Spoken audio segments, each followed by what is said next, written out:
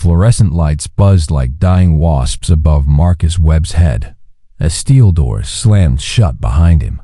The sound echoed through his chest. Final absolute. His tailored Tom Ford suit had been replaced with orange cotton that smelled of industrial bleach and other men's fear. But it was his eyes that made the intake officer pause mid-keystroke. They weren't the eyes of a man entering hell. They were the eyes of a king surveying a kingdom he built with blood and brilliance, now forced to walk among his subjects incognito. Cell Block D erupted as he entered. Whistles, catcalls, the cacophony of caged men sensing fresh meat. Marcus moved like water through stone, his gait unhurried, his face a mask of studied neutrality. But inside, every synapse fired with crystal clarity. He knew exactly where he was. He knew exactly who ran these corridors. And they had absolutely no idea that the man in intake number 847,293 was Marcus, the architect. Webb, the ghost investor who'd funded their entire operation from penthouse suites while they played gangster in the streets. 20 years he'd kept his face out of it. 20 years of shell companies, encrypted communications, and lawyers who cost more per hour than most of these men made in a month. He'd built an empire that stretched from tech startups in Silicon Valley to legitimate real estate in Manhattan, all seeded with money from the very organization that now controlled these walls. The Meridian Collective, his creation, his monster. And now, due to a federal task force that finally connected dots they should have never found, he was home. A massive figure stepped into his path. 6'7" of prison-sculpted muscle wrapped in tattoos that told stories of violence in blue-black ink. Razor, the man who ran D-Block with a mustard iron fist and didn't know he'd been on Marcus's payroll for 8 years. "You lost, pretty boy?" Razor's voice was gravel mixed with gasoline, eyes scanning Marcus like he was deciding which piece to break first. Marcus met his gaze, steady, silent, calculating. "Not yet," he told himself. "Let them play their game. If you think this is just another prison story, stay with me, because what you're about to witness is a masterclass in power, control, and the thin line between empire and ashes. By the end, you'll understand why some men don't need weapons to be dangerous." The rec yard was a coliseum of concrete and razor wire where hierarchies were, established in seconds and maintained with fists. Marcus sat alone on a bench, watching the ecosystem function exactly as he designed it, though none of these men knew they were following blueprints he drafted in boardrooms. The Meridian Collective operated in tiers. Street soldiers thought they answered to lieutenants. Lieutenants thought they answered to captains. Captains thought they answered to the council. But the council? They answered to a voice on encrypted calls, a signature on wire transfers, a ghost named architect who turned their dirty money into clean empires. Razor approached with his crew, 5 men who killed for less than respect. The yard went quiet, that particular silence that precedes violence. "You got something on your face." Razor stopped inches from Marcus, invading space with the practiced ease of a predator. "Looks like arrogance. Let me help you with that." Marcus stood slowly. At 5'11", he gave up 6 inches. His frame was lean where Razor's bulged. But when he spoke, his voice carried the weight of boardrooms and billion-dollar decisions. "You remember the package that came through 3 months ago? The one that set up the cell phone operation?" Razor's eyes narrowed. "The fuck you talking about? The burner phones? The modified routing that kept the feds off your communication lines? The guard rotation schedules that got synchronized so product could move on Tuesdays and Thursdays?" Marcus tilted his head slightly. "You think that was magic?" Something flickered across Razor's face, confusion wrestling with dawning comprehension. Marcus continued, voice dropping to just above a whisper. "The commissary markup scheme that netted your operation 40 grand last quarter. The supply chain for contraband that runs through 3 shell companies I own. The lawyer who kept your top lieutenant from getting life. I paid his retainer." He paused, letting each word land like a chess piece. You've been working for me since before you knew my name existed. Bullshit, bud.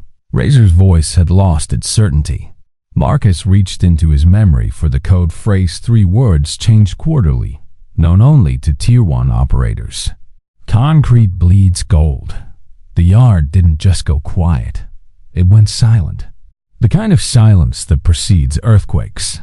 Every member of the Meridian Collective within earshot froze. Those 3 words were legend. The architect's signature. The ghost made flesh. Razor's face transformed arrogance, crumbling into shock, and something close to terror. His crew looked between them, lost. One of them, a younger guy with teardrops tattooed under his eye, whispered, "Oh shit. Oh shit. Your..." Razor couldn't finish the sentence. Inconvenienced. Marcus sat back down, crossing his legs as if he were in a corporate office rather than a prison yard. The feds got smart. Found a paper trail I didn't burn fast enough. Tied me to transactions from 2019. I'll be out in 18 months. My lawyers are good. But until then, we have a situation. A situation. Razor repeated it like he was learning a new language. You run this block, but you don't run it efficiently. Marcus gestured to the yard. I see 3 separate smuggling operations competing for the same pipelines. I see money being left on the table because nobody's consolidating. I see protection rackets that could be scaled if someone with vision was coordinating. He locked eyes with Razor. I see my investment being wasted. The shift was tectonic. Razor's posture changed from aggressor to subordinate, a lifetime of street hierarchy kicking in. The man who'd been ready to hospitalize Marcus 2 minutes ago now stood with the deference of a lieutenant before a general. What do you need, boss? Marcus smiled, the first time his mask had cracked. First, I need a cell that doesn't smell like sadness and expired dreams. Second, I need communication access. Third, I need a full accounting of every operation running in this facility. He stood, brushing invisible lint from his orange jumpsuit. And Razor? I need you to spread the word. The architect is in residence. The rules are about to change. As Marcus walked away, the yard erupted in whispers. The legend had entered the building, and everyone who'd ever moved product, pushed weight, or made money on behalf of the Meridian Collective was about to learn what happened when the CEO came home. Back in his assigned cell, Marcus lay on the thin mattress and stared at concrete that had seen 1,000 broken men. But he wasn't broken. He was calculating. The feds thought they'd caged him. They had no idea they'd just unleashed him in the one place where his genius could restructure an empire from the inside out. His cellmate, a nervous kid named Tommy doing 3 years for credit card fraud, whispered, "They're saying you're some kind of kingpin." Marcus didn't turn his head. Kings sit on thrones.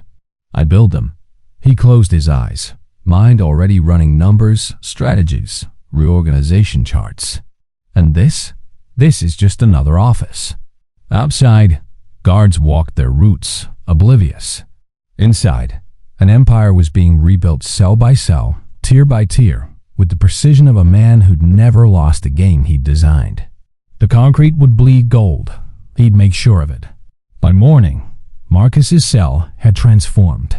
Tommy, the credit card fraudster, had been relocated gently, without violence, just a quiet word to the right guard. The new inhabitant was Dante, a lifer with Meridian Collective tattoos and a memory like a steel trap. He'd been the one who handled logistics on the outside, the bridge between street operations and the financial mechanisms Marcus had engineered. They'd never met face to face. But Dante recognized authority when it walked through a cell door. "I thought you were a myth," Dante said, sitting on the lower bunk like he was in a chapel. "Something the bosses made up to keep us in line. The architect sees everything, like Santa Claus with spreadsheets." Marcus allowed himself a slight smile. "Santa doesn't exist. I do. And right now, I'm looking at an operation that's bleeding efficiency." He pulled out a piece of paper commissary receipt on the back and began, sketching with a pencil he'd traded 3 cigarettes for. Walk me through the current structure. For the next hour, Dante laid it out. The Meridian Collective inside had fractured into competing factions. Razor controlled D Block, but Psi Block was run by a woman named Lorena who'd cut ties with the main organization after a dispute over territory. The drug flow was inconsistent. The money laundering through commissary accounts had gotten sloppy. 2 inmates had already been flagged by internal investigations. The guard network was compromised because no one was properly vetting recruits. Marcus listened, absorbing data like a supercomputer. His mind constructed organizational charts, identified bottlenecks, calculated risk factors. This was what he did. On the outside, he turned street gangs into corporate entities. Inside, same game, different boardroom. La Reina is the key. Marcus tapped the paper where he'd drawn a circle around Chi Block. She split because nobody respected her authority. Nobody gave her a seat at the table. He looked up at Dante. When's the last time anyone from our side talked to her? Really talked? 6 months. She nearly killed the messenger. Because the messenger was an idiot who thought he could intimidate. A woman who stabbed her way to the top. Marcus stood, began pacing the 8x10 space. Lorena doesn't want war. She wants recognition, respect, a piece of the legitimate operation. He stopped, turned. She wants what I would want if I were her. So we make peace? We make her a partner. Marcus's eyes gleamed with the thrill of strategy. She consolidates C Block. We help her secure the guard rotation she needs. In exchange, she folds back into the collective with full operational autonomy over her territory. No oversight from Razor. No interference from the council on the outside. He picked up the pencil again, adding lines to his diagram. We turn competition into collaboration. And suddenly, we double our capacity. Dante whistled low. Razor's gonna lose his mind. Razor's going to do exactly what I tell him because Razor understands chains of command. Marcus's voice carried the steel of a man who'd never had his authority questioned when it mattered. He doesn't need to like it. He needs to obey it. The morning count passed. Breakfast came and went gray slop that Marcus ate with the mechanical efficiency of fuel consumption. He was already 10 moves ahead, seeing not just the current state of the prison economy, but where it could evolve. The phone operation could expand into tablets. The commissary scheme could incorporate digital currency. The protection rackets could be rebranded as consulting services that provided actual value conflict mediation. Legal advice pooled from inmates with law degrees. This place wasn't a prison. It was an incubator, and Marcus was about to hatch something revolutionary. At lunch, Razor approached Marcus's table with visible tension. Other inmates watched, waiting to see if the giant would assert dominance or submit to the Ghost King. Marcus didn't look up from his tray, just gestured to the empty seat across from him. Sit, Razor said. You're angry. Marcus stated it as fact, not question. You want me to make peace with Lorena. That bitch tried to shank my cousin. Your cousin tried to move weight in her territory without permission. He was disrespectful. She responded appropriately. Marcus finally looked up, eyes like laser guidance systems. You know what's disrespectful? Letting ego kill profit. You know what's weak? Refusing to adapt because you're more invested in being right than being successful. The table went silent. No one talked to Razor like this. No one survived it. Marcus leaned forward. I didn't build $100 million operation by holding grudges. I built it by recognizing talent, eliminating inefficiency, and understanding that the best enemies make the strongest allies. His voice dropped to a whisper that somehow carried more weight than a shout. Lorena is talented. She's being wasted in opposition. Bring her into the fold, and I'll show you how we triple revenue in 6 months. Razor's jaw worked. His pride warred with his instinct for survival and profit. Finally, what do you want me to do? Tomorrow, Rec Yard, you and me approach her together. You apologize for your cousin's disrespect. I offer her the deal. We shake hands. Marcus picked up his fork, speared something that might have been meat. And Razor, you do it with grace. Because the moment you represent me, you represent excellence. Understood? Understood, boss. As Razor walked away, Dante muttered, You just made the scariest man in D-Block apologize in advance. Marcus didn't smile, but there was satisfaction in his voice. I didn't make him do anything. I showed him the path where everyone wins. That's not force. That's architecture. That night, lying in darkness with the sounds of 1,000 caged men breathing, weeping, dreaming around him, Marcus felt something he hadn't expected. Peace. On the outside, he'd operated in shadows, always 3 layers removed from the reality of his empire. Here, he was hands-on, building, creating, solving problems in real time. Maybe the feds hadn't caged him. Maybe they'd finally let him come home. The rec yard buzzed with tension. Word had spread that something was happening, something that would reshape the power dynamics of the entire facility. La Reina sat on a bench in the far corner of K-Block territory, surrounded by her crew. 8 women who'd proven themselves harder than most of the men in this place. She was 42, with gray streaking through her black hair like war paint, and scars that told stories of survival most people couldn't fathom. When Marcus and Razor approached, her eyes tracked them with the cold calculation of a chess master analyzing an opening gambit. I don't talk to dead men, she said in Spanish accent and English, not standing. A power move. Make them come to you. Marcus smiled genuine this time. I'm not here to talk. I'm here to listen. He gestured to Razor, who looked like swallowing glass would be more pleasant than what came next. Razor stopped, visibly forcing himself. I apologize. For my cousin. For the disrespect shown to you and your operation. It was wrong. Lorena's eyebrows lifted fractionally. In prison, apologies were currency more valuable than drugs. They meant vulnerability, weakness, or, in rare cases, genuine respect. And you are? She turned her gaze to Marcus, sizing him up like a predator deciding if something was prey or competition. The architect, 2 words, but the effect was immediate. Lorena's crew exchanged glances. Her expression shifted from dismissive to intensely interested. She stood, walked closer, studying his face like she was memorizing every feature. So the ghost is real, and the ghost is in chains. She circled him slowly. Why should I believe you're who you claim? 3 years ago, your daughter needed a heart transplant. The hospital said you didn't have insurance. The operation cost $300,000. Marcus's voice was soft, carrying facts like weapons. Someone paid it anonymously, rooted through a charity that didn't exist before and dissolved after. Your daughter lives in Texas now with your mother. She graduated high school last year. Wants to be a doctor. Lorena stopped moving.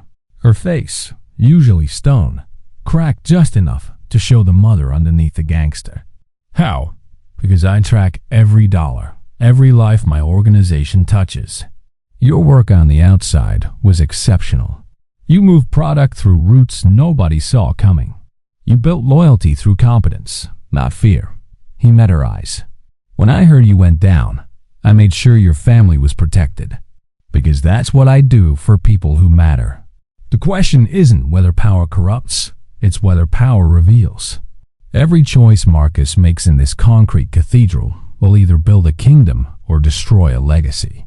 If you're feeling the weight of that truth, drop a comment. Tell me, would you have made peace or chosen war? Lorena's voice was rough. What do you want? Collaboration, not submission. Marcus pulled out another commissary receipt covered in notes. You run C-Block with autonomy, full operational control. You fold back into the collective, but as an equal partner with profit sharing directly tied to performance. You get access to our supply chains, our guard network, our legal resources. In exchange, you coordinate with Razor, share intelligence, and we build something bigger than territory disputes. And if I say no, then you keep doing what you're doing, scraping by, fighting battles that don't need to be fought. Missing opportunities because you're too busy defending what you have to grow it. Marcus shrugged. I don't force people into partnerships. I show them why partnership is the smartest move. The choice is always yours. Lorena looked at Razor, who nodded a silent confirmation that this was legitimate, that the architect's word was law. She turned back to Marcus, extended her hand. I want 20% of commissary profits, and veto power on any operation that touches my people. 15%, scaling to 20 after 6 months of proven integration. And consultation rights on operations, with veto only on those that directly endanger your crew without proportional reward. Marcus took her hand, shook it firmly. Deal? Deal. The yard erupted in whispers. The two most powerful factions had just unified under a man who'd been inside less than 48 hours. Guards watched nervously from their towers, sensing something had shifted, but not understanding what. Over the next week, Marcus held court like a CEO running board meetings in a conference room that smelled of sweat and desperation. He met with every faction leader, every player who moved weight or wielded influence. The phone guy who'd been skimming profits. The guard who smuggled contraband but got greedy. The lifer who ran the prison law library and had connections to appellate lawyers on the outside. Each conversation was a negotiation, a restructuring. Marcus didn't threaten. He optimized. He showed people how aligning with his vision made them more successful than going it alone. Some resisted. There's always resistance to change. But resistance crumbled when Marcus demonstrated he knew things about their operations they didn't think anyone could know. Bank accounts, family addresses, debts owed. Not as threats as proof. He'd been the invisible hand guiding their success all along. By day 10, the Meridian Collective inside Riverbend Correctional Facility was a Fortune 500 company wearing orange jumpsuits. Departments, hierarchies, profit and loss. Statements tracked on contraband smartphones. Marcus even instituted weekly meetings where crew leaders reported metrics, units moved, money laundered, conflicts resolved. Dante watched in awe as Marcus turned chaos into clockwork. You're actually running a corporation in here. I'm running a corporation. Everywhere. Marcus reviewed a handwritten spreadsheet, made a correction. Location is irrelevant. Systems are what matter. Structure. Incentives aligned with outcomes. This, he gestured at the walls, is just a particularly challenging market. But markets respond to the same principles whether you're trading stocks or contraband. That night, a guard approached Marcus's cell after lights out. Not a dirty guard, one of the ones Marcus had been watching, assessing. Young, idealistic, scared. Inmate Webb, I need to talk to you. Marcus sat up. I'm listening. Something's wrong. I think someone's planning something bad. And just like that, Marcus realized his empire inside had grown large enough to attract enemies. The game was about to change again, but he planned for this. He always planned for this. Tell me everything, Marcus said, mind already calculating his next 10 moves. The guard talked. Marcus listened. And somewhere in the darkness, pieces began moving on a board most people couldn't even see. The guard's name was Officer Mitchell Hayes, and he had the kind of nervous energy that comes from knowing too much and not knowing who to trust. He'd been on the job for 8 months, still fresh enough to believe the system worked, still naive enough to think corruption was the exception rather than the rule. He told Marcus about whispered conversations between senior guards, about schedule changes that didn't make sense, about an inmate named Viktor Sokolov who'd been transferred from federal maximum security 3 days ago without the usual paperwork trail. Sokolov, Marcus repeated, processing. Russian mob? I don't know. But he's in a block, isolated, no interaction with general population. And I've seen Captain Hendricks visiting him personally, twice a day. That never happens. Marcus's mind raced through possibilities. A block was administrative segregation, the hole, solitary, where they put people who were either too dangerous or too important to mix with the general population. Viktor Sokolov. The name triggered something in his memory, a file he'd reviewed years ago when expanding Meridian's operations into Eastern European money laundering networks. Sokolov was bred for Russian mafia, but not just muscle. He was a fixer, a strategist. The kind of man who negotiated between cartels, smoothed international drug routes, and disappeared witnesses with the efficiency of a surgeon. Why would the Russians put a fixer in general criminal population? Marcus thought aloud. Unless it wasn't the Russians who put him here. Unless federal prosecutors had flipped him. Unless Sokolov was inside to gather intelligence. To testify against operations, he'd help facilitate operations that could include the Meridian Collective's international pipelines. Mitchell, Marcus's voice sharpened with urgency. I need you to do something for me. And you need to trust that I'm not asking you to break the law, I'm asking you to prevent something worse. The guard hesitated. I'm not dirty. I don't work for criminals. Neither do I. I work for survival, for structure, for making sure chaos doesn't consume everything. Marcus stood, approached the bars, kept his voice low. Sokolov is either here to destroy the organization I built, or he's here because someone wants me dead. Either way, I need information. Find out who authorized his transfer. Find out why Captain Hendricks is protecting him. And Mitchell, his eyes locked onto the guards. If you want to be one of the good guys, sometimes that means getting your hands dirty to stop the real villains. Mitchell left without answering, but Marcus knew he'd do it. Good men were predictable that way. They wanted to believe their actions mattered. Marcus would give him that belief, then use it to survive. The next morning, Marcus called an emergency meeting, his version of it, which meant gathering his key lieutenants during rec time under the guise of a basketball game. Razor, Lorena, Dante, and 3 others formed a circle, pretending to discuss plays while Marcus laid out the situation. We have a problem, he said, bouncing the ball absently. Federal plant. Professional. Here to gather evidence or worse. Lorena caught the ball. Shot. Missed intentionally. So we eliminate him? No. Marcus shook his head. Murder inside brings heat we can't afford. It would shut down everything we've built. The guards would lock down, investigations would start, and we'd lose months of progress. He retrieved the ball. We need to neutralize him without violence. We need to make him useless to whoever sent him. How? Dante asked. If he's in a block, we can't touch him. We don't need to touch him. We need to discredit him. Marcus passed the ball to Razor. Every good lie needs truth to make it believable. If Sokolov is gathering intel, he's doing it through informants, through people who think they're talking in confidence. We feed those people false information, make his intelligence worthless, make his handlers question whether he's reliable. Razor grinned. Disinformation campaign. Exactly. We create phantom operations, fake drug routes, imaginary money drops. We let our people talk people we know are weak, people who'll sell information for commissary credit or reduced sentences.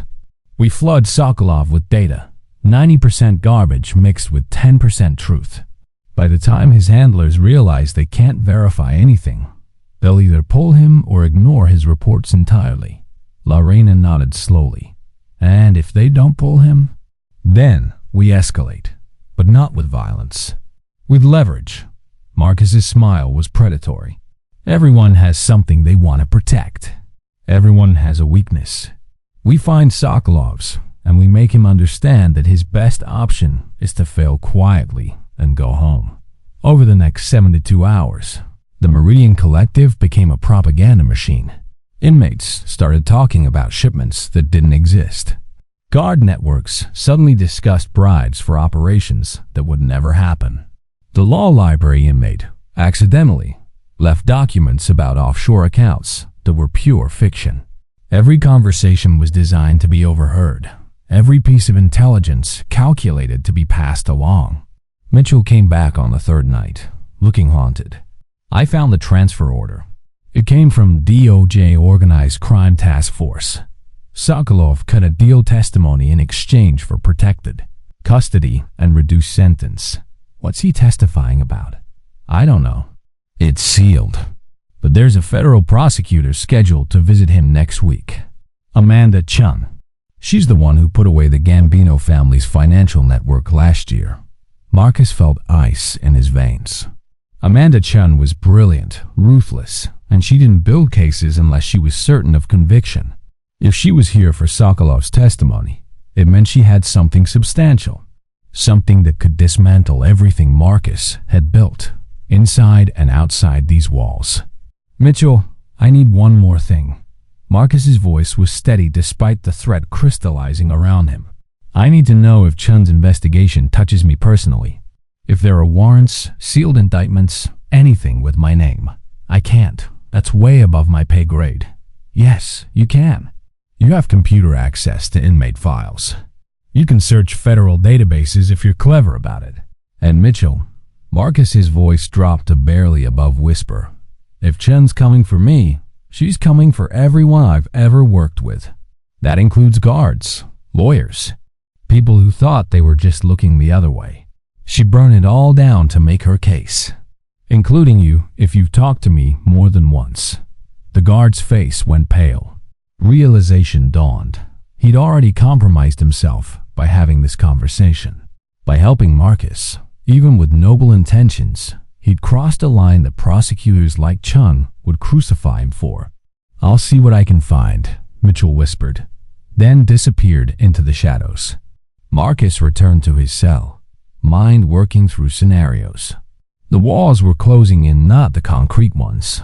Those he'd learned to navigate. The legal walls. The kind that crushed empires with paperwork and testimony. He'd spent 20 years insulating himself, building layers of deniability. But something had broken through. Some thread had been pulled, and now the entire tapestry was unraveling. Dante found him an hour later, sitting in darkness. Boss, we good? Define good. Marcus's laugh was hollow. I built an empire on being invisible. Now I'm the most visible man in this facility, restructuring criminal operations while a federal prosecutor circles overhead. It's almost poetic. No. Whatever you're about to suggest, no. We play this smart. We gather information. We prepare contingencies. And if Chun wants to come at me, she better have perfect evidence, because I didn't survive 2 decades in this game by leaving loose ends. But even as he said it, Marcus felt the weight of uncertainty. For the first time since entering Riverbend, he wasn't 10 moves ahead. He was scrambling, reacting, and that terrified him more than any threat of violence ever could. Somewhere in A block, Viktor Sokolov smiled in his cell, knowing the trap was closing.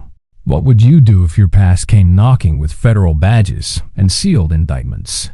Sometimes the empire you build becomes the prison you can't escape. Drop your thoughts below. I want to know if you think Marcus can outthink a system designed to break men like him. Mitchell came back with worse news than Marcus had imagined. There wasn't just one sealed indictment. There were 7. Marcus Webb, Marcus Johnson, Marcus Williams. 3 different aliases, each connected to offshore accounts, each linked to financial transactions that predated his current conviction by a decade. Amanda Chun hadn't stumbled onto him. She'd been hunting him, and somehow, impossibly, she'd connected identities that Marcus had kept surgically separated through layers of corporate shells, cryptocurrency mixers, and legal firms that specialized in making money disappear. How?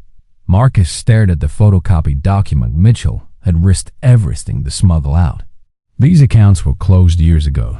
The companies dissolved. The trails burned. Someone talked, Mitchell said, voice shaking. Has to be.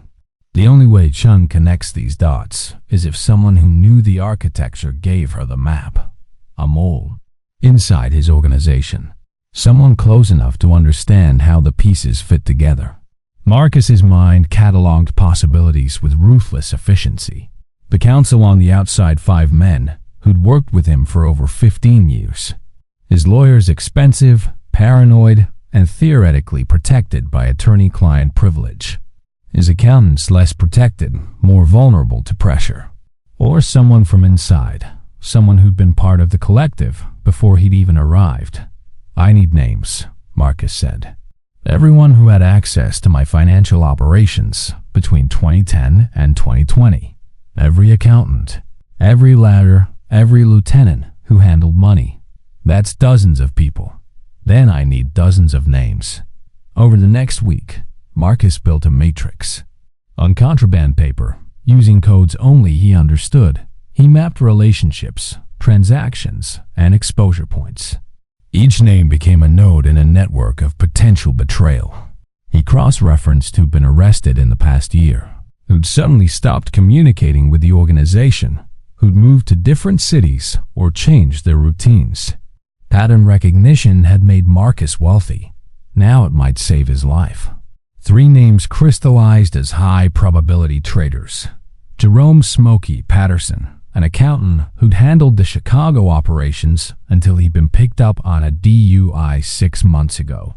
Charges dropped mysteriously fast. Defense attorney paid by public funds, even though Smokey could have afforded private counsel. Classic signs of a flip. Diana Restrepo, a lawyer who'd worked on Marcus's most sensitive shell companies. She'd resigned from her firm 2 months ago, claiming burnout. But Marcus had people on the outside, and those people reported she'd moved into a gated community in Scottsdale, Arizona, expensive real estate for someone claiming financial exhaustion. And the one that hurt most, Mikey Thompson, Marcus's college roommate. The man who'd been there before the empire, before the money, before the Meridian Collective even had a name. Mikey had always been on the periphery, smart enough to help with tech infrastructure, loyal enough to trust, distant enough to stay clean. He'd moved to Vancouver last year. Canada. Extradition treaty. Perfect place for a protected witness. Perfect place for a protected witness. Marcus sat in his cell, staring at Mikey's name, feeling something he'd trained himself not to feel. Betrayal. Not the business kind, the personal kind.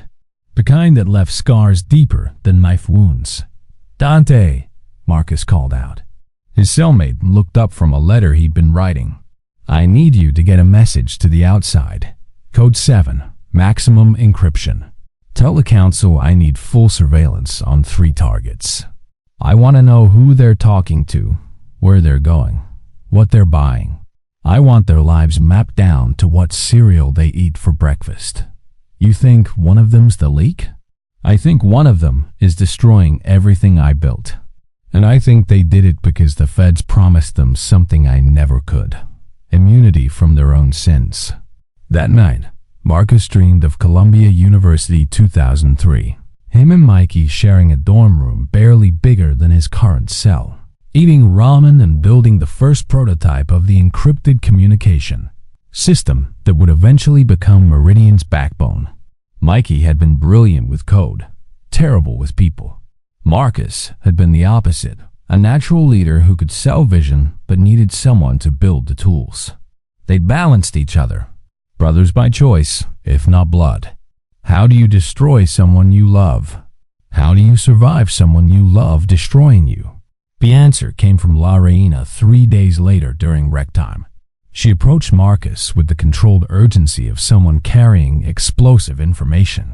"Your guy on the outside, Carlos, he found something. About your lawyer friend, Diana.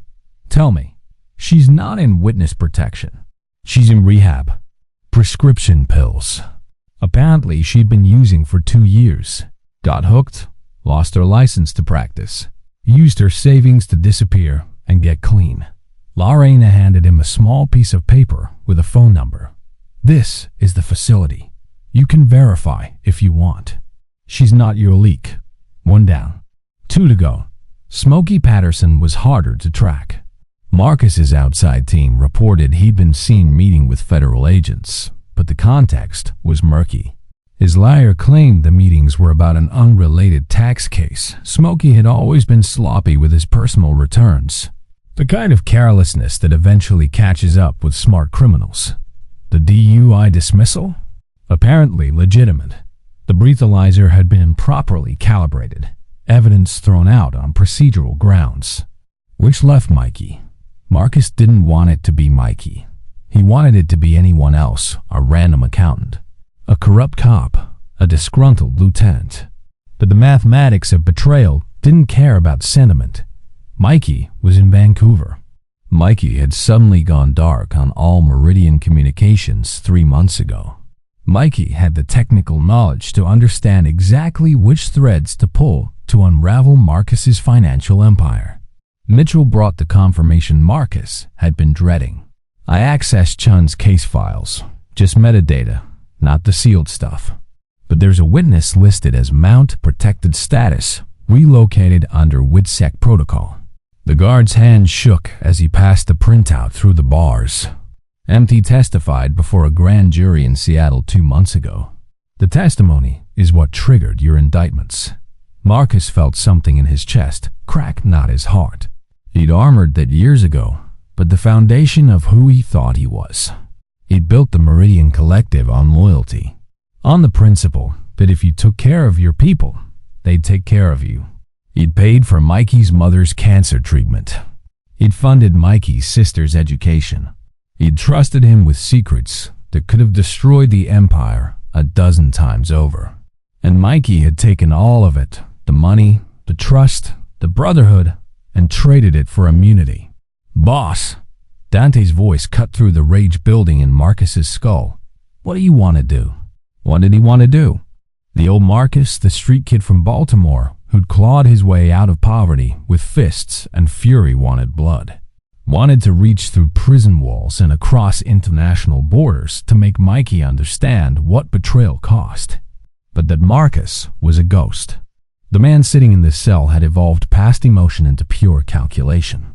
Nothing, Marcus said finally. We do nothing? Nothing? Razor had joined them, having heard the news through the prison grapevine. The man destroyed you and you're gonna let him walk? No, I'm gonna let him think he won. Marcus's smile was cold mathematics. Mikey testified before a grand jury. That means Chun's case is built on his testimony, his documentation, his evidence. But here's what Mikey doesn't understand about architecture. Every building has a foundation. Crack the foundation, the whole structure collapses. He stood, began pacing his 8x10 universe. Mikey knows the financial operations. He knows the shell companies, the accounts, the transfers. But he doesn't know the human infrastructure. He doesn't know who actually moved money, who made decisions, who had authority to execute transactions. Marcus turned to face his lieutenants. Because I never gave him that information. I compartmentalized. Mikey built tools. He never knew who used them or why. Lorena caught on first. So his testimony is incomplete. His testimony is technical, accurate but contextless. Chum thinks she has a map to my empire, but what she actually has is a diagram of plumbing without knowing where the water goes. Marcus felt the thrill of strategy overriding grief. We don't attack Mikey. We make his information useless. We show that every transaction he documented had legitimate business purposes. We produce witnesses who'll testify the money was theirs, not mine. We bury Chun's case in so much reasonable doubt that by the time we're done, she wished she'd never heard Mikey's name. That's a long game, boss, Dante said quietly. Could take years. Then we play for years. I didn't survive 2 decades by being impatient. Marcus sat back down on his bunk, the weight of betrayal settling into something hard to resolve. Mikey thinks he escaped. He's in Vancouver, protected by federal marshals, probably sleeping easy for the first time in months. But he's about to learn something about me. What's that? I don't need to touch my enemies to destroy them. I just need to outlast them. And I'm very, very good at lasting. The cell fell quiet.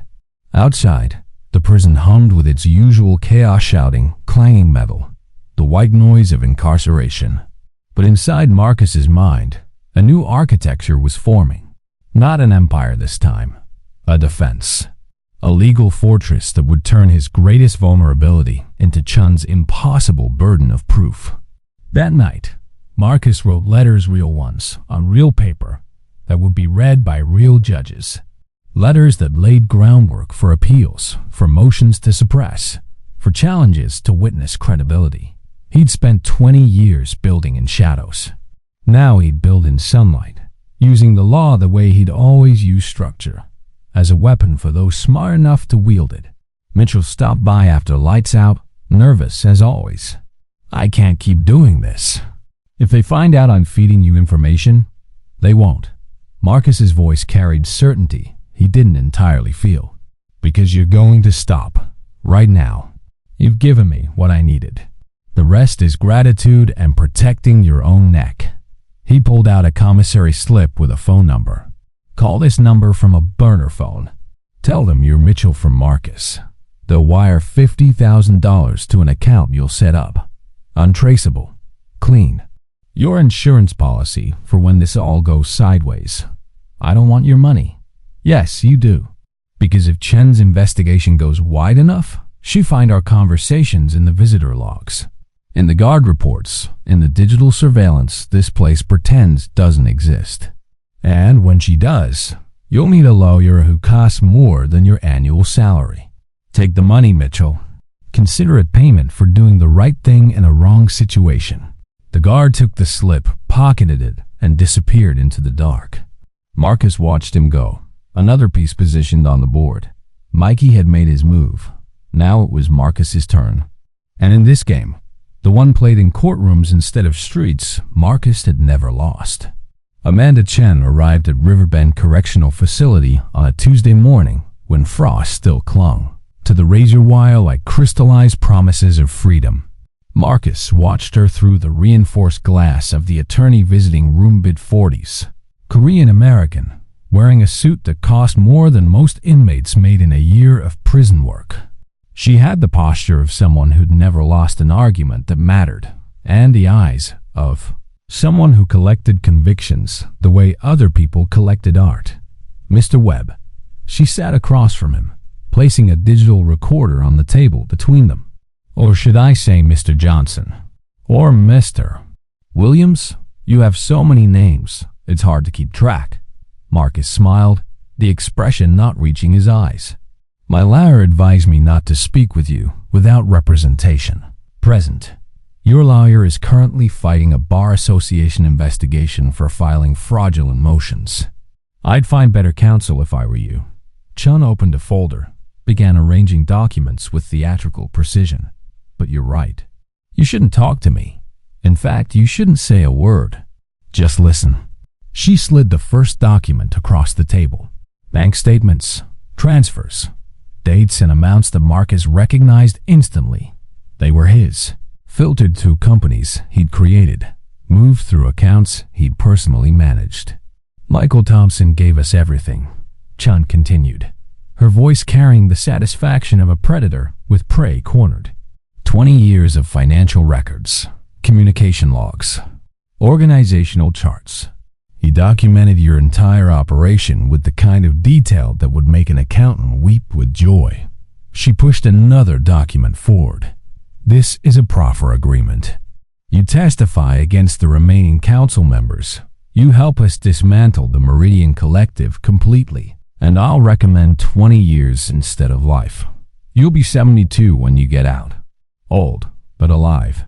Marcus picked up the document. Read it slowly. Let silence fill the space between them. Chen was good. She timed this perfectly, waiting until he'd been inside long enough to feel the weight of incarceration, until he'd rebuilt enough of his organization to have something to lose if she crushed it. "Miss Chung," he said finally, setting the paper down, "you're a brilliant prosecutor. Your conviction rate is remarkable, but you've made a fundamental error in your case against me." "Have I?" She leaned back, curious despite herself. "You've built your entire prosecution on the testimony of a man who understands systems, but doesn't understand people. Michael, he's a genius with technology. He can track money through a dozen shell companies, map communication networks, build forensic timelines that would impress any jury. Marcus folded his hands, professorial, but he never understood the human element. He never asked the question that matters, which is, who actually made the decisions? Marcus's smile widened. Mikey can show you money moving. He can prove companies exist. He can demonstrate that communications happened. But can he prove I controlled any of it? Can he put me in a room making an order? Can he produce a single witness who'll testify they took instructions directly from me? Chen's expression didn't change, but Marcus saw the micro-hesitation, the slight shift in posture that meant he'd found the crack in her foundation. Every company Mikey documented. Legitimate businesses with legitimate purposes. The people who ran them will testify they had full autonomy. The transactions he tracked? Legally defensible investments. Some profitable, some not exactly what you'd expect from a diverse portfolio. Marcus leaned forward. You know what you have, Miss Chun? Circumstantial evidence wrapped in technical brilliance. And circumstantial evidence doesn't survive reasonable doubt when the defense attorney is good enough. You think you can beat this case? Chun's voice hardened. With what? Your reputation? Your connections? We've frozen your assets. Your lawyers are dropping like flies. Your organization is under surveillance from 12 different agencies. You're isolated, Mr. Webb, and isolated men break. I don't need to beat your case. Marcus's voice dropped to barely above a whisper. I just need to make it not worth fighting. See, you're investing resources, federal resources, taxpayer money, career capital into prosecuting me. But what if I told you I could give you something more valuable than my testimony? Chun's eyes narrowed. Such as names, real ones, people who actually ran operations, who gave orders, who committed the crimes you care about. People Mikey never knew existed because they were compartmentalized above his clearance level. Marcus watched her process this, saw the prosecutor's instinct war with skepticism. The Meridian Collective is bigger than me, Miss Chun. I'm one architect. But there are builders, engineers, foreman people who got their hands dirty while I stayed clean. Give me immunity, and I'll hand you an organization you can actually dismantle. Keep chasing me, and you'll spend 3 years in court fighting over financial records while the real criminals walk free. It was a bluff, mostly. Marcus did have names, people he could sacrifice. But the real play was time. Every month Chun spent considering his offer was a month his lawyers could use to undermine Mikey's testimony, to build alternative narratives, to turn her airtight case into something porous enough to leak reasonable doubt. Chun gathered her documents, stood. I'll consider your offer, but Mr. Webb? Don't mistake my consideration for weakness. I've taken down organizations bigger than yours. I've flipped witnesses more loyal than Michael Thompson. I've not once lost a case I was certain about. Then you should ask yourself, Marcus said as she reached the door, why you're here offering deals if you're so certain. She paused, looked back. For a moment, the prosecutor mask slipped, and Marcus saw what lay beneath. Uncertainty. She'd won cases before, but this one was different, more complex, more ambiguous. And she knew they both knew that ambiguity was the defense attorney's playground. 2 weeks, Chun said. That's how long you have to decide. After that, the offer expires and we go to trial with everything we have. 2 weeks is plenty of time, Marcus replied, for both of us to realize we're fighting the wrong battle. After she left, Marcus sat in the visiting room alone, mind racing through possibilities. Chun was right about one thing. His resources were dwindling, but she was wrong about him being isolated. The empire he'd built inside Riverbend was proof he could create something from nothing, and if he could do it here, he could do it anywhere. Back in his cell, Dante was waiting with news. The council responded to your message. They want a secure call. Tonight. Set it up. At 2 a.m., using a contraband phone smuggled through channels Marcus had established, he connected with the 5 men who'd run Meridian operations on the outside for 2 decades. Their voices came through distorted digital scrambling, encrypted layers, but the message was clear. Chun's case is weak, Marcus told him. Mikey gave her technical data, but not operational reality. She's fishing, looking for someone to panic and take a deal. So we hold? That was Omar, the council's head of West Coast operations. We hold, and we prepare. If Chun goes to trial, we bury her in paperwork, in witnesses, in alternative explanations. We make her prove not just that crimes happened, but that I personally ordered them. And gentlemen, Marcus's voice carried steel. Nobody testifies I gave orders. Because I never gave orders. I made suggestions. I provided options. I created opportunities. What people chose to do with those opportunities. That was always their decision. There was silence on the line. Then laughter, grim, but real. Still playing chess while we're playing checkers, Omar said. Always, Marcus replied. Chun thinks she cornered a king. She doesn't realize she's fighting the entire board. The call ended. Marcus lay in darkness, calculating probabilities. Chun's deadline was artificial. Prosecutors didn't give real deadlines. They gave pressure tactics. She'd wait longer if she thought he might break, which meant he had time. Not much, but enough. Enough to find Mikey's weakness. Enough to turn a witness into a liability. Enough to remind Amanda Chun why some men didn't just survive the game. They rewrote the rules. Outside his cell, Riverbend slept the troubled sleep of caged men. But Marcus was awake, building his defense one thought at a time, constructing the legal architecture that would either save him or become his tomb. If you've made it this far, you know this isn't just about winning. It's about outlasting. Sometimes the only way to beat the system is to become smarter than the system itself. Hit that follow button because the next move Marcus makes will change everything you think you know about power. Finding Mikey's weakness required reaching beyond prison walls into the life of a man hiding under federal protection. Marcus couldn't do it alone. He needed someone with resources, connections, and most importantly, no visible ties to him. That someone turned out to be the last person he expected, his ex-wife, Simone. They divorced 7 years ago, civil but distant, after she discovered the truth about how his wealth was generated. Simone was a pediatric surgeon, brilliant, ethical, everything Marcus pretended to be. She'd walked away from the marriage with nothing, refusing his money, refusing his explanations, refusing to be complicit in what she called his moral collapse. But she'd never reported him, never testified against him, simply erased him from her life like excising a tumor. The letter Marcus sent her was carefully crafted, not manipulative, not desperate, just honest in a way he hadn't been during their marriage. Simone, I don't expect forgiveness. I don't expect help. But I need to tell you something I should have said years ago. You were right about everything. I built an empire on other people's suffering and called it success. I justified crimes by saying I was smarter than the victims. I became exactly what you saw in me, a man who chose money over morality. I'm writing because I need information about someone, not for revenge, not for business, for survival. His name is Michael Thompson. He's in Vancouver under witness protection.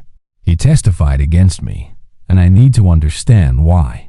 Not to hurt him, I'm past that, but to understand where my architecture failed, so I can maybe build something better when this is over. I know you owe me nothing, less than nothing, but if there's any part of you that remembers the man you married before he became a monster, I'm asking for help. Not as the criminal I became, as the human I'm trying to remember how to be. Marcus, he didn't expect a response. 3 weeks passed. Chen's deadline came and went, and she filed motions to proceed to trial. Marcus's legal team, a new group of attorneys funded by liquidating assets the feds hadn't frozen, began building their defense. Everything was proceeding according to the slow, grinding logic of the legal system. Then Simone showed up. She sat across from him in the visiting room, older, but still carrying the grace that had first attracted him 20 years ago. Her eyes held no warmth, but they held something else. Curiosity. I shouldn't be here, she said by way of greeting. I know. I did a vascular bypass on a 6-year-old yesterday. Saved her life. Then I drove 4 hours to visit my criminal ex-husband in prison. I questioned my priorities. Marcus allowed himself a small smile. I always loved your honesty. You loved that I believed your lies. Simone pulled out a tablet, slid it across the table. I found Michael Thompson. Or, rather, I found what happened to him after he entered WITSEC. On the screen was a medical record patient mount. Admitted to Vancouver General Hospital 3 times in the past 2 months. Diagnosis: severe anxiety disorder, panic attacks, insomnia.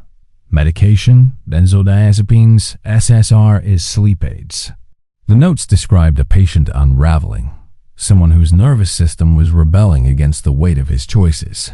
Mikey's falling apart, Marcus said quietly. Witness protection is a cage, Simone explained, her medical expertise translating psychological data. New identity, no contact with family or friends, constant fear of discovery. For someone like Michael, a tech worker who lived online, who built his identity around connections and community, it's torture. He's isolated, paranoid, and medicating himself into oblivion. How did you find this? Marcus looked up from the tablet. I called him. Simone's face was unreadable. Told him I was a therapist doing research on WITSEC psychological outcomes. He was desperate to talk to anyone. Spent 2 hours on the phone describing his life. The loneliness, the nightmares, the guilt. She paused. He regrets testifying, Marcus. Not because he thinks you're innocent, but because the cost of betraying you is destroying him. Marcus absorbed this, mind working through implications. A witness in psychological distress was unreliable. A witness who regretted testimony could be impeached on cross-examination. But more than that, and this surprised him, Marcus felt something like pity. Mikey had made a choice that seemed rational in the moment. Save himself by sacrificing his friend. But the human cost of that choice was eating him alive. Can you reach him again? Marcus asked. Why? Because I want to offer him something the feds never will. Forgiveness. Simone's eyes widened. You've changed. I've had time to think. In here, there's nothing but time. Marcus leaned back, choosing words carefully. Chun thinks she has a case because Mikey gave her technical evidence. But evidence without a confident witness is just data. If Mikey breaks on the stand, if he admits his memory is compromised by medication, if he acknowledges his psychological state makes him unreliable, Chun's case collapses. You want me to manipulate a mentally ill man into destroying his own testimony? Simone's voice hardened. No, I want you to offer him a way out of hell. Tell him the truth. That testifying against me has destroyed his life, and continuing down that path will finish what his guilt started.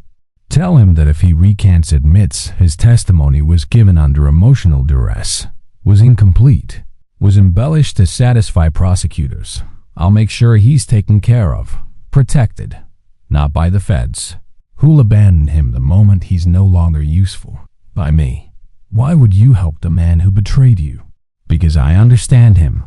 Marcus's voice carried weight earned through months of reflection in concrete boxes. Mikey made a choice driven by fear. I made choices driven by greed. We're both prisoners of our decisions. The difference is, I can maybe help him escape his cage. Simone stood, conflicted. If I do this, I'm complicit in witness tampering. I could lose my medical license. Go to prison myself. Then don't do it, Marcus said simply. Walk away, Simone. Forget I asked. Forget you came here. You've already done more than I deserve by finding this information. She paused at the door. The man I married wouldn't have cared about Michael's suffering. He would have used it ruthlessly and moved on. The man you married doesn't exist anymore. Maybe he never did. Marcus met her eyes. I'm trying to figure out who I actually am without the money, without the power, without the lies. It's harder than building an empire. Simone left without answering. Marcus didn't know if he'd ever see her again. But 3 days later, Mitchell delivered a message during med call. Your friend in Vancouver wants to talk. Says he'll call through the therapist's number. The call came that night, routed through Simone's phone, scrambled through encryption software that would make it untraceable. Mikey's voice was hollow, pharmaceutical flat, stripped of the energy Marcus remembered from their college days. "I fucked up," were his first words. "Yeah," Marcus agreed. "But so did I long before you ever talked to the feds. They promised me immunity. New life. Freedom." Mikey laughed, bitter and broken. "This isn't freedom, Marcus. This is a different kind of death. So let's fix it." "How?" "You tell Chun your testimony was incomplete, that you were under psychological duress, that the medication you've been taking has compromised your memory and judgment. It's all true, Mikey. It's documented in your medical records." Chung can't dispute facts. Marcus kept his voice gentle, persuasive without being manipulative. "You recant, her case falls apart. She has to offer me a deal I can actually live with. And you get to stop living a lie. They'll charge me with perjury. They'll threaten it. But they won't follow through because it undermines every case built on witness testimony. The DOJ doesn't want headlines about protected witnesses recanting because of psychological torture. They'll quietly let you disappear. This time for real. Silence on the line." Marcus could hear Mikey breathing, could almost feel the calculation happening in his old friend's mind. "What do you get out of this?" Mikey finally asked. "Honestly? Maybe a shorter sentence. Maybe just the satisfaction of knowing I didn't let the system break both of us." Marcus paused. "And maybe a chance to rebuild something with a friend I shouldn't have put in the position to betray me in the first place." More silence. Then, "I'll think about it." The line went dead. Marcus sat in darkness, unsure if he'd just saved himself or deluded himself into thinking redemption was possible for men like him. But for the first time since entering Riverbend, he felt like he was fighting for something more than survival. He was fighting for the possibility of becoming someone worth saving. 2 weeks after the call with Mikey, Amanda Chun's case began to implode in slow motion. It started with a motion filed by Mikey's own attorney, not the government lawyer assigned to him, but a private defense attorney from Seattle who specialized in witness protection disputes. The motion was simple but devastating. Michael Thompson was withdrawing his testimony, citing psychological incompetence and coercion. The legal filing described in clinical detail what Marcus had learned from Simone. The panic attacks, the medications that clouded judgment, the isolation that drove a man to say anything prosecutors wanted to hear just to feel like he mattered to someone. It painted a picture of a witness manufactured by federal pressure rather than genuine cooperation. And most damaging of all, it included affidavits from 3 psychiatrists who'd evaluated Mikey and concluded his mental state during testimony made him inherently unreliable. Chun fought it. Of course she did. She filed counter motions arguing that Mikey's testimony had been given before his psychological decline, that his technical documentation stood independent of his current mental health, that this was clearly witness tampering by Marcus's organization. But she was fighting quicksand. The more she struggled, the deeper she sank. The judge assigned to the case, a 60-year-old woman named Patricia Thornton who'd built her career on protecting defendant rights, wasn't sympathetic to Chun's arguments. At a hearing Marcus attended via video conference from Riverbend, Judge Thornton made her position clear. "Miss Chun, the government's case appears to rest substantially on Mr. Thompson's testimony. If Mr. Thompson is now asserting, through counsel and supported by medical documentation, that his testimony was given under psychological duress, this court has serious concerns about reliability. You're asking me to proceed with a prosecution built on a foundation your own. Witness is calling into question." Chun stood her ground. "Your Honor, Michael Thompson's documentation is objective. Bank records don't lie. Show companies don't lie. The architecture of financial crimes, Mr. Webb constructed, allegedly constructed," Judge Thornton interrupted. "This is still a court of law, Miss Chun, not a certainty. And without a witness who can authenticate those records, explain their context, and withstand cross-examination about their significance. You have a pile of financial statements that could mean anything or nothing. Marcus watched from the screen, keeping his expression neutral, but inside he felt the shift. The moment when momentum changes direction. When the prosecution stops attacking and starts defending. Chen felt it too. He could see it in the way her shoulders tightened, her voice rising slightly in pitch. The government requests a continuance to secure additional witnesses. How long? 6 months, Your Honor. Denied. You've had 2 years to build this case. If your evidence is as strong as you claim, you shouldn't need additional time because one witness developed a conscience. Judge Thornton looked directly at the camera at Marcus. Mr. Webb, your counsel has filed a motion to dismiss based on insufficient evidence. Given the current state of the prosecution's case, I'm inclined to grant it unless Ms. Chen can demonstrate she has additional substantive evidence beyond Mr. Thompson's testimony. Chen's face went pale. Your Honor, you have financial records. You have corporate documents. You have a theory of criminal enterprise. What you don't have is proof that Marcus Webb personally committed crimes rather than simply being a successful investor who made some bad partnership choices. The judge closed the folder in front of her. I'm giving you 30 days. Present evidence that doesn't rely on Mr. Thompson, or I'm dismissing with prejudice. The hearing ended. Marcus was escorted back to his cell, mind processing what had just happened. He'd won not completely, not yet, but significantly. Chen's case was crumbling. Without Mikey's testimony, she had documentation but no narrative, evidence but no villain. She could still try to rebuild, could search for other witnesses, but every day that passed made it less likely she'd find anything prosecutable. Dante was waiting with news that complicated the victory. Lorena's operation got hit. Guards raided Cyborg, found contraband phones, product, everything. She's in the hole, and her crew's scattered. Marcus felt ice in his stomach. When? This morning, while you were in court. Dante's expression was grim. It wasn't random, boss. Someone tipped them. Someone who knew exactly where to look. Internal sabotage. Marcus had been so focused on Chen's external threat that he'd missed the rot inside his own organization. Someone in Riverbend, someone with access to operational details, had betrayed Lorena, which meant they could betray anyone, including him. Get Razor. Get the crew leaders. Emergency meeting in the yard. 1 hour. Marcus's mind shifted from legal defense to internal security. We have a leak and we're going to find it before it sinks us all. The meeting happened during afternoon Rick under the guise of a basketball game. 7 men, representing every major faction of the Meridian Collective inside Riverbend, gathered in a loose circle while pretending to strategize plays. Marcus didn't waste time on pleasantries. Someone talked to the guards about Lorena's operation. Someone who knew details they shouldn't have known unless they were in our coordination meetings. He let that sink in, watched faces for micro-expressions of guilt. I'm not interested in punishment.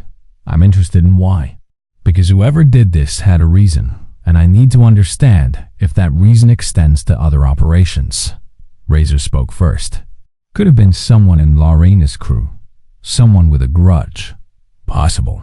But the guards went directly to 3 specific locations. That's not grudge information.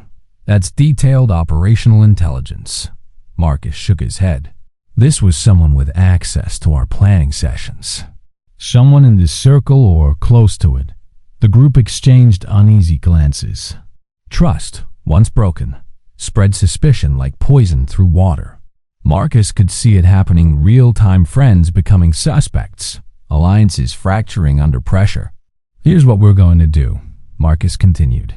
Everyone conducts an audit of their own operations.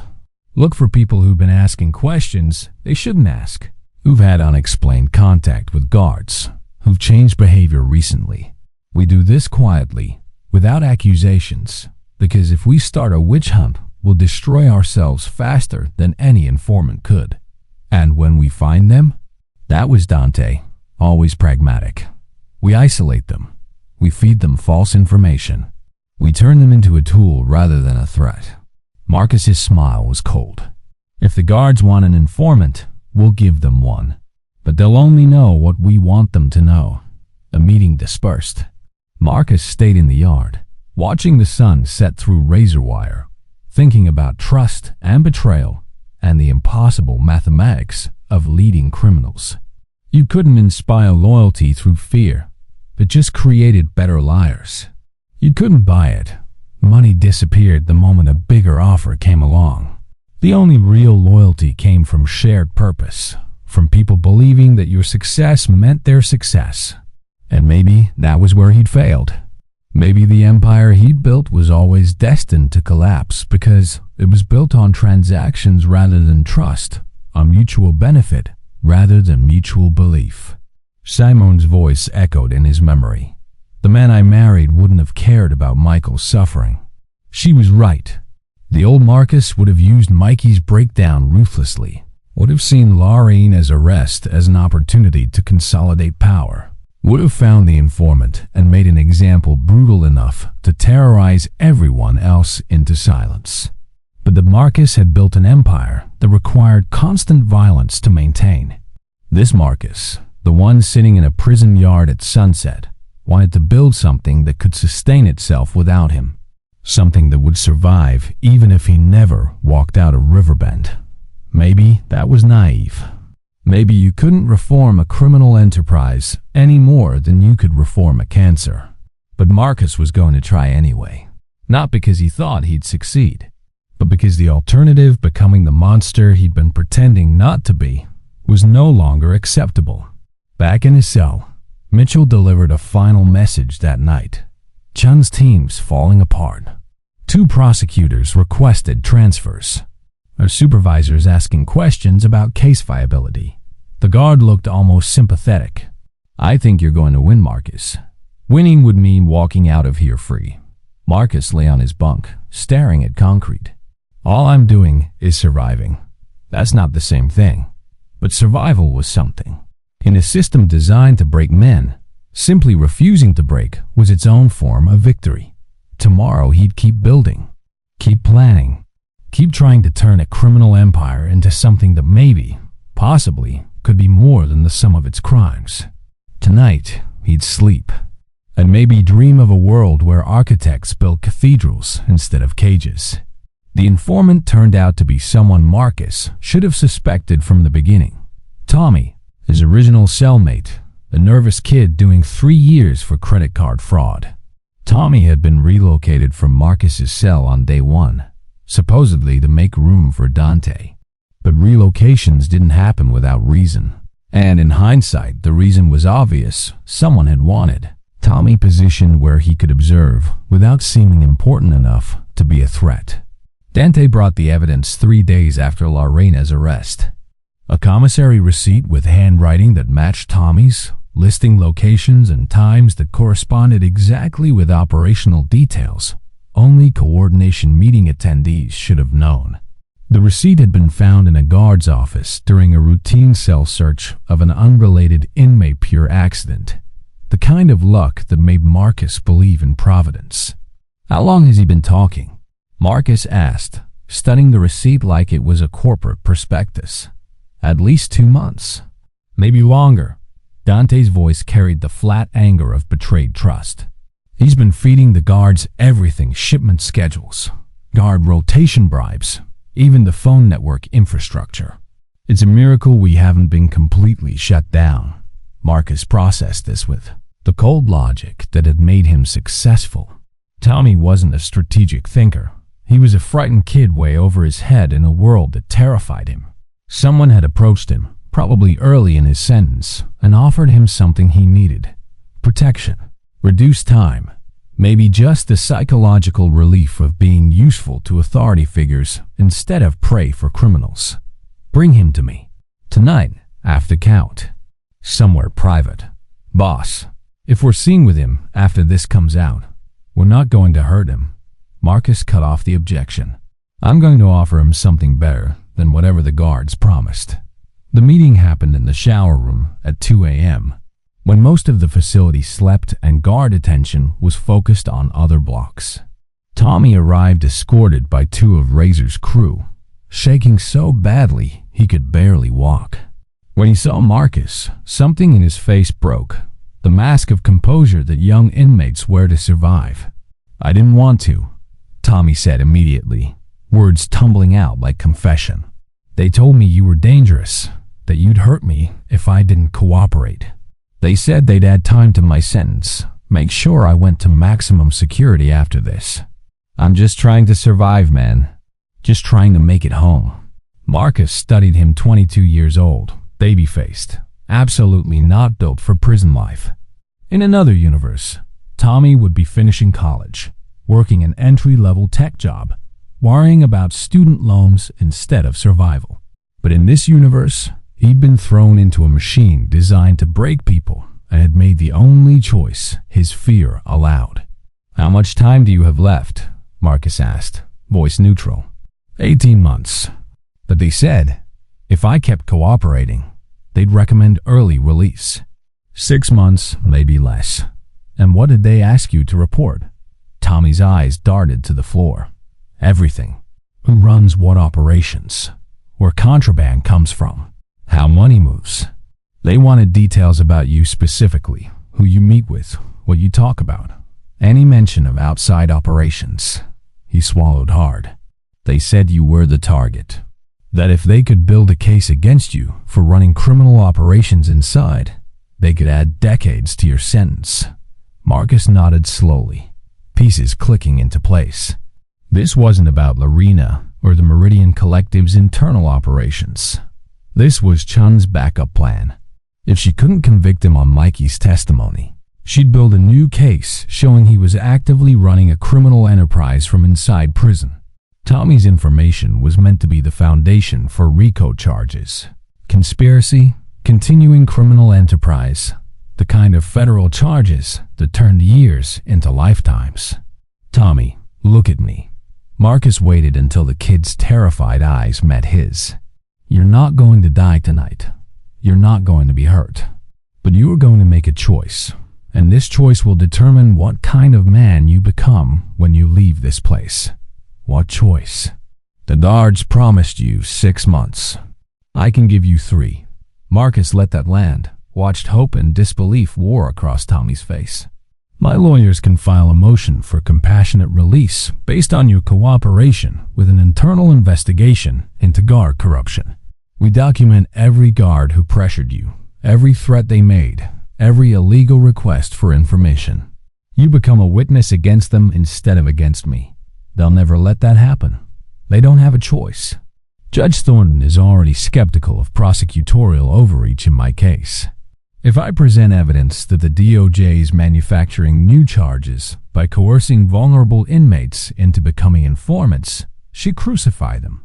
And you," Marcus leaned forward, "you get to go home to your family with your dignity intact and a story about how you stood up to a corrupt system instead of becoming part of it."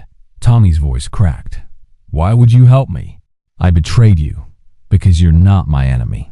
You're a kid who made a mistake under duress. And because," Marcus paused, choosing honesty over strategy, "I'm tired of building empires on other people's fear. I'm tired of turning frightened people into weapons against themselves. If I'm going to survive this place and mean something when I leave, I need to start making different choices." Razor shifted uncomfortably. "Boss, you sure about this? Word gets out, we let an informant walk. Word gets out, we turned an informant into an asset who brought down corrupt guards. That's power, Razor. That's the kind of move that makes people respect rather than fear you." Marcus stood, addressed the room. "We're not street thugs anymore. We're architects. And architects don't destroy, they rebuild." Tommy wiped his eyes, some combination of relief and confusion and shame playing across his features. "What do I have to do?" "Tell your handler you need to meet. Tell them you have critical information about a major operation happening this week. When you meet, you're going to wear a wire one we provide, not one they provide. And you're going to get them to admit they threatened you, coerced you, and manufactured evidence to support charges against me. Marcus pulled out a piece of paper with a phone number. This is my lawyer. Call him tomorrow. He'll explain the rest. The meeting ended. Tommy was escorted back to his cell. No longer a traitor, but a double agent, though he probably didn't fully understand the distinction. Marcus returned to his own cell, exhausted but oddly energized. He was playing a different game now, one with higher stakes and more complicated rules. Dante waited until they were alone. You really think the kid will follow through? He's more terrified of the guards than he is of us. And now he has a way out that doesn't involve betraying anyone, just exposing people who deserve exposure. Marcus lay on his bunk. Besides, I meant what I said. I'm done building things that require people to be broken to function. If the empire can't survive without coercion, maybe it doesn't deserve to survive. That's not how the world works, boss. Then maybe I need to work differently than the world. Marcus closed his eyes. Get some sleep, Dante. Tomorrow we start rebuilding everything from foundation up. Over the next week, Tommy followed Marcus's instructions with surprising competence. The wire he wore was civilian grade, purchased through Marcus's outside network and smuggled in through the same channels that brought contraband phones. The recording captured 3 guards explicitly discussing their pressure tactics, their fabrication of evidence, and their coordination with Chun's prosecution team to manufacture charges. Marcus's lawyer woman named Sandra Volkov, who specialized in civil rights cases, presented the recordings to Judge Thornton in a sealed hearing. The effect was immediate and catastrophic for the prosecution. Thornton ordered an investigation into DOJ conduct, sanctioned 2 prosecutors, including one of Chun's team members, and issued a preliminary ruling that any evidence derived from Tommy's coerced cooperation was inadmissible. Chun's case didn't just weaken it, evaporated. Without Mikey's testimony, and without the prison informant evidence, she had financial records that proved investments existed, but not that crimes occurred. In a closed-door meeting that Marcus wasn't privy to, but heard about through legal channels, the DOJ made a decision. Offer Marcus a plea deal he couldn't refuse, or walk away entirely and cut their losses. The offer came through Sandra. 5 years, served concurrently with your current sentence. You plead to conspiracy to commit money laundering. Everything else gets dismissed. You're out in 18 months with time served and good behavior. Marcus sat in the attorney visiting room, staring at the paperwork that represented freedom. 80 months. After 2 decades of looking over his shoulder, after building an empire in shadows, after becoming someone he barely recognized, 18 months, and he could walk out the door. What happens to the Meridian Collective? He asked. Sanders shrugged. Not your problem anymore. The plea agreement includes a provision that you sever all ties with the organization. You can't profit from it, can't participate in it, can't even acknowledge it exists. You become a civilian, Marcus. A normal person with a felony record and a chance to start over. A chance to start over. The phrase felt foreign, like a language he'd forgotten how to speak. For 20 years, his identity had been the architect, the ghost who built empires, the strategist who saw 10 moves ahead, the man who turned street gangs into corporate entities. Without that, who was he? I need to think about it, Marcus said. You have 48 hours. After that, Chun's supervisors pull the offer and let her proceed with whatever case she can salvage, which won't be much, but will keep you inside for years of appeals and retrials. Sandra leaned forward. Marcus, this is the best outcome you could possibly hope for. Take it. Go home. Be a person instead of a legend. After she left, Marcus sat alone in the visiting room, mind turning over possibilities. He could take the deal, walk away from everything he'd built, let the Meridian Collective dissolve or evolve without him. Start over at 52 years old with nothing but his intelligence and whatever reputation survived the publicity. Or he could reject it. Fight Chun in court. Risk decades if he lost, but maintain control if he won. Stay the architect. Stay the ghost. That night, lying in his cell with Dante snoring in the bunk below, Marcus made his decision. Not based on strategy or probability or risk assessment. Based on something simpler. Exhaustion. He was tired of being a criminal. Tired of building empires that required other people's suffering to sustain. Tired of being smart enough to see every angle, but never quite smart enough to see a way out. 80 months. Then he'd walk out of Riverbend and figure out who Marcus Webb was when he wasn't being the architect. Maybe that person would be better.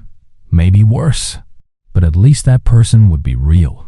Dante, he whispered into the darkness. Yeah, boss. I'm taking the deal. And when I do, the organization needs to be ready to function without me. Can you handle that? Silence. Then, we'll figure it out. We always do. Marcus smiled. That's what I'm afraid of. Outside, Riverbend breathed its industrial breath metal and concrete and the dreams of 1,000 caged men. Inside Marcus's chest, something unclenched. Something that had been wound tight for 2 decades finally let go. He was going home. And this time, he was going to build something worth coming home to. Some battles you win by fighting. Some you win by walking away. If Marcus's choice resonates with you, if you've ever had to decide between power and peace, subscribe. Because the final chapter reveals what happens when a king gives up his throne. Marcus signed the plea agreement on a Thursday morning, with rain hammering against the prison's reinforced windows. His signature, Marcus Anthony Webb, written in the careful script his mother had taught him 40 years ago, marked the end of one life and the uncertain beginning of another. Sandra Volkov witnessed it, along with a federal prosecutor who looked relieved to be closing a case that had become more liability than victory. You're scheduled for transfer to minimum security in 30 days, Sandra explained, gathering paperwork. Standard protocol for non-violent offenders serving out their time. From there, 18 months, then supervised release for 3 years. You'll have restrictions, can't leave the state without permission. Regular check-ins with a parole officer, employment requirements. Sounds like freedom, Marcus said, only half joking. It's the closest you're going to get for a while. Sandra paused at the door. For what it's worth, Marcus, you made the right choice. Men like you, smart, strategic, capable. You don't belong in cages. You belong building things. Legal things. After she left, Marcus returned to his cell to find his crew waiting. Razor, Lorena, released from solitary after the guard corruption investigation, Dante, and half a dozen others who'd become something like family in this concrete universe. They knew about the plea deal. News traveled at light speed in Riverbend, and they'd come for an explanation. You're leaving, Lorena said. Not a question. In 18 months.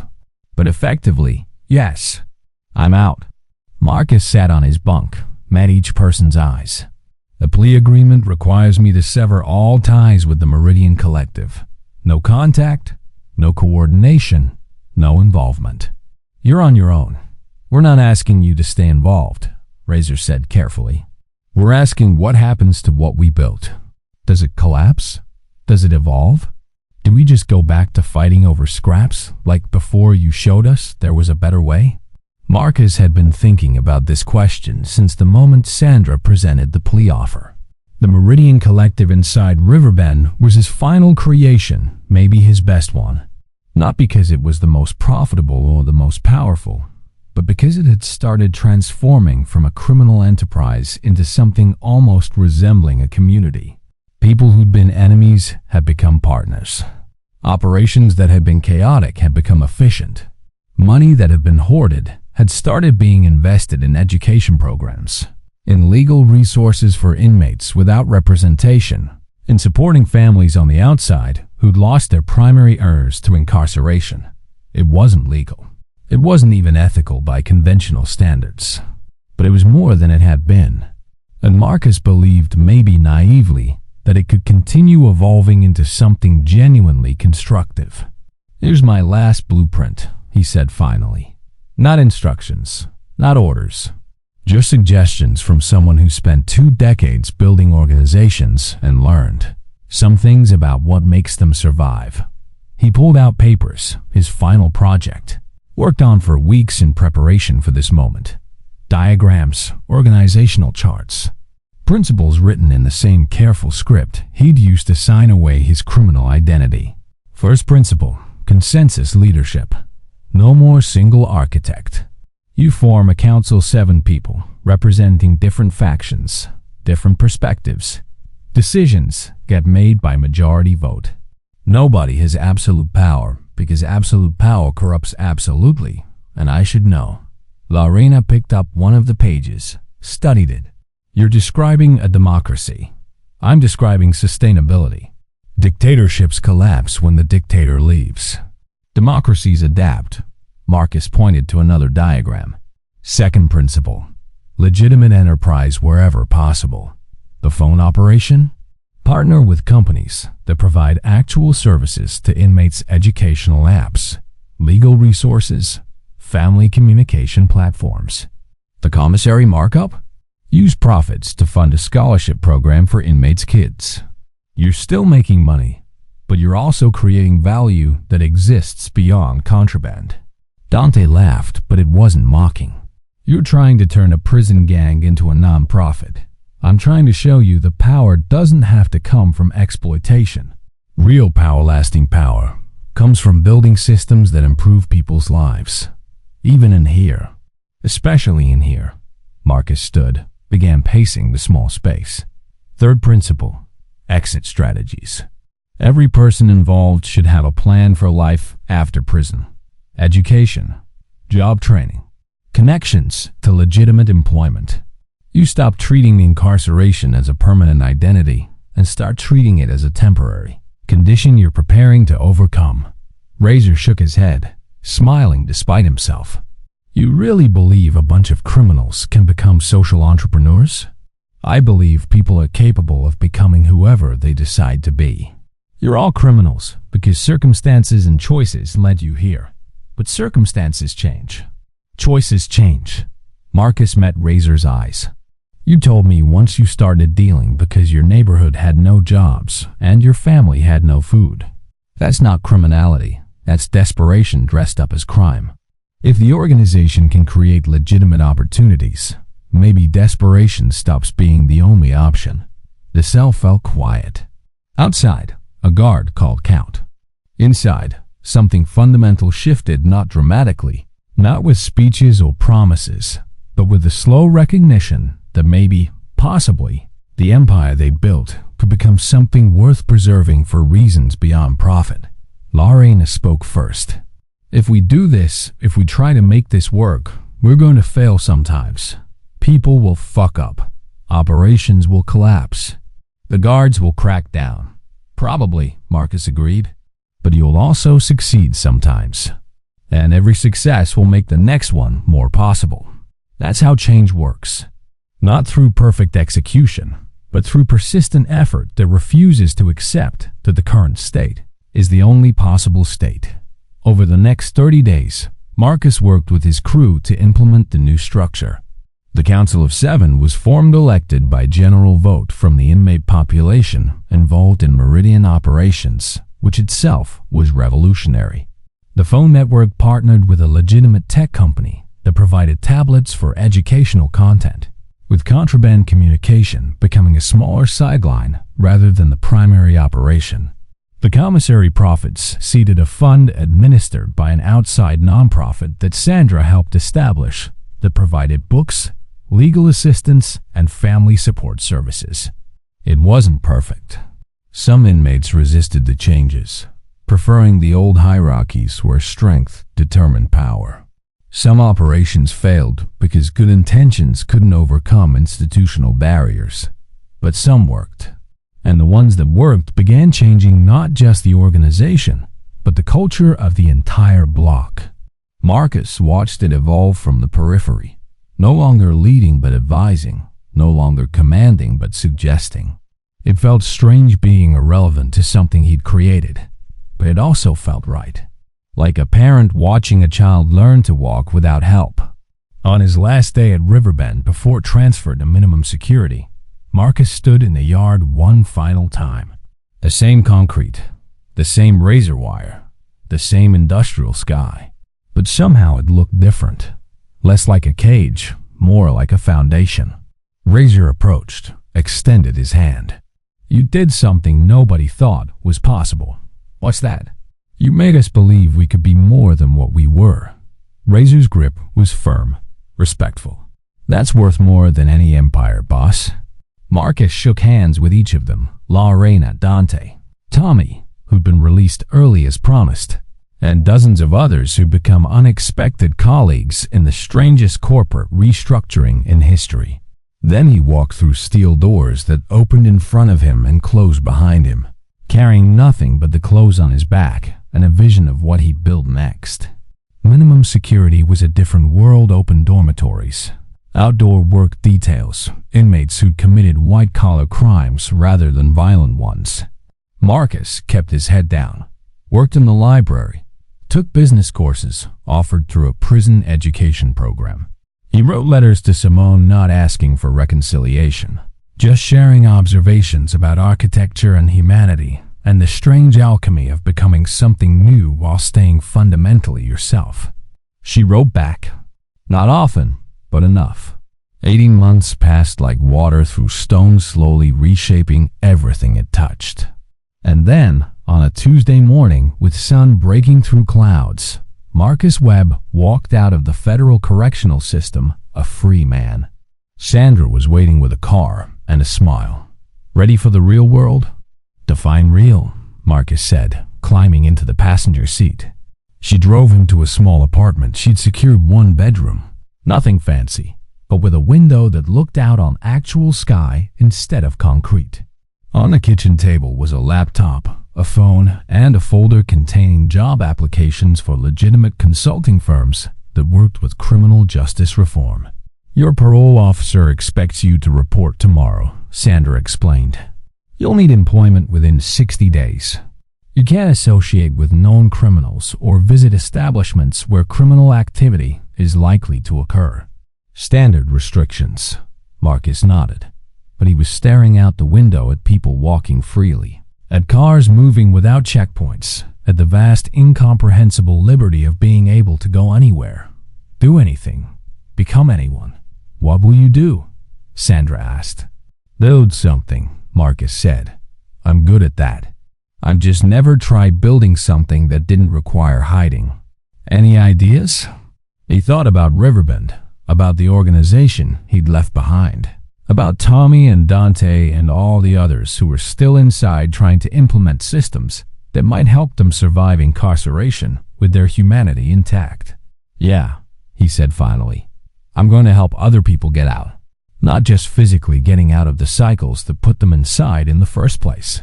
Jobs, education, support systems. The kind of architecture that builds lives instead of empires." Sandra smiled. "From criminal mastermind to social entrepreneur. That's quite an evolution." "Not evolution," Marcus corrected. "Just finally building the thing I should have been building all along." That night, alone in his apartment with silence, there was choice rather than isolation. Marcus Webb opened the laptop and began writing. Not blueprints for criminal operations, not strategies for evading law enforcement, but a business plan for a consulting firm that would help formerly incarcerated individuals reintegrate into society. He called it Reconstruction Architecture, because if he'd learned anything in 2 decades of building empires in shadows and concrete, it was this: the most important thing you can build is a second chance. For others, for yourself, for the possibility that people can become more than their worst decisions. Outside his window, the city breathed with light and noise and infinite possibility. Inside his chest, something that had been dormant for 20 years finally woke up. Hope, the most dangerous architecture of all, and the only one worth building. This is where legends end and lives begin. If this story moved you, if you've ever needed a second chance or given one, share this with someone who needs to know that redemption isn't just possible, it's the bravest thing we can build. Follow for more stories about people who refuse to be defined by their past. Because the best empire you'll ever create is the one you build from your own ashes.